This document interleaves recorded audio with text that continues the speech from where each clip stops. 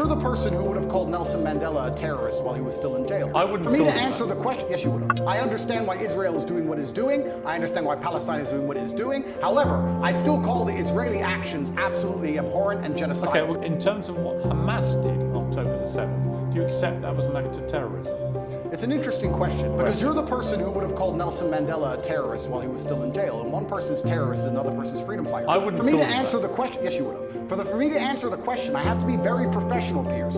For me to sit on the outside in Romania with no personal involvement in Israel-Palestine, it's easy for me to say, yes, it was an act of terror. However, if I was in Gaza, if I was in an open-air prison, if my family had been annihilated by bombs from the sky, if everybody I knew had suffered the loss of a loved one, if I had no chance of any kind of freedom or democracy or standard of life, would I believe it was an act of terror, or would I believe it's an act of resistance against oppression?